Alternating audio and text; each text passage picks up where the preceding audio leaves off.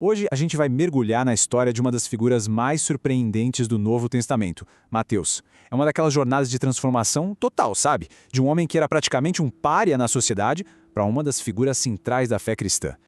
Pois é, essa é a pergunta de US$ 1 milhão, não é?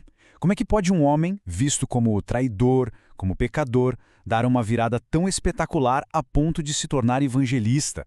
Bom, é isso que a gente vai descobrir agora, passo a passo. Para entender essa transformação, a gente precisa voltar um pouquinho no tempo. Antes de ser o famoso Mateus, ele era Levi. E a profissão dele? Bem, dizia tudo o que as pessoas pensavam que precisavam saber sobre ele. Vamos visualizar a cena. Estamos em Cafarnaum, uma cidade cheia de vida, um centro de comércio e pesca na Galileia. E bem ali, no meio daquele agito todo, estava Levi, na sua cabine de cobrança de impostos. Um lugar que todo mundo tinha que ir, mas olha, com um baita pé atrás. Ok, é super importante a gente entender o que significava ser um publicano naquela época. Não era só um trabalho impopular, era muito mais pesado. Eles trabalhavam para o Império Romano, o opressor.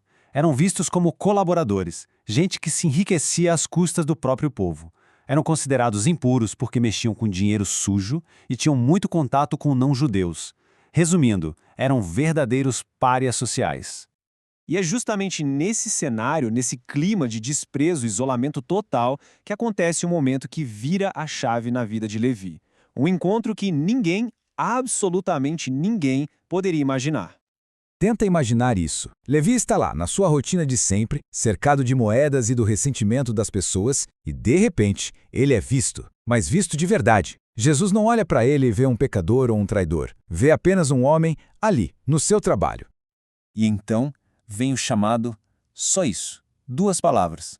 Sem sermão, sem condição, sem julgamento. Um convite simples, direto, mas tão poderoso que abre a porta para uma vida inteiramente nova.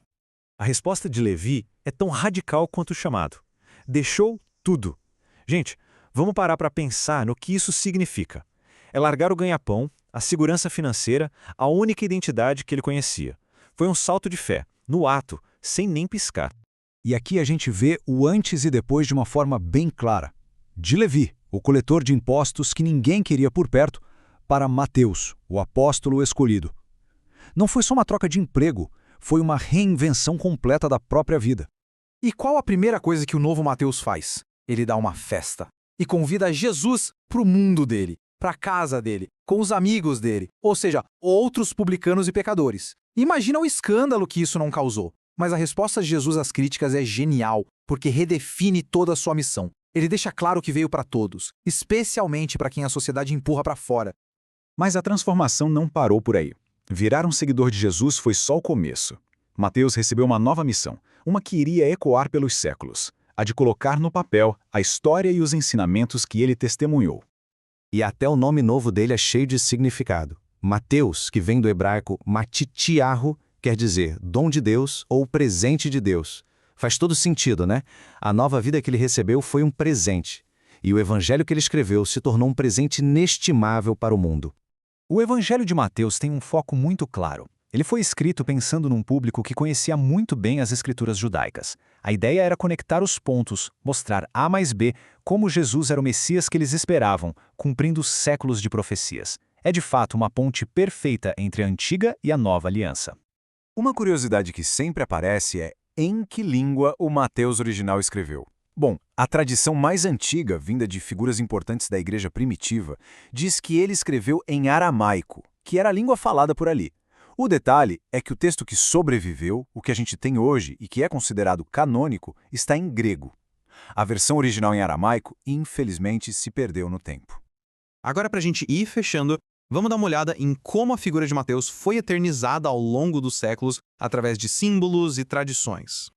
Desde muito cedo, cada um dos 4 evangelistas foi associado a um símbolo. O de Mateus é o homem alado, ou um anjo. Por quê? Porque o evangelho dele começa de um jeito bem humano, sabe? Traçando a árvore genealógica de Jesus para mostrar que o Filho de Deus entrou de cabeça na história e na família humana. E o fim da vida dele? Bom, aí as fontes antigas não chegam a um acordo. Algumas dizem que ele teve uma morte tranquila, mas a tradição que se tornou mais forte na igreja é a de que ele foi um mártir que deu a vida pela fé. E um fato histórico legal é que as relíquias atribuídas a ele são veneradas há quase 1000 anos na Catedral de Salerno, na Itália. A memória dele é celebrada no mundo todo, mas em datas diferentes. A igreja no Ocidente comemora no dia 21 de setembro, enquanto no Oriente a data é 16 de novembro. Isso só mostra o tamanho do alcance do seu legado. E assim a gente fecha a história de Mateus, uma jornada que começa num lugar de desprezo e termina num legado eterno. A vida dele é um testemunho poderoso de que a mudança mais radical é sempre possível. E isso nos faz pensar quantas outras histórias incríveis de transformação estão por aí só esperando para serem descobertas. Fica aí a reflexão. Obrigado por nos acompanhar nesta análise.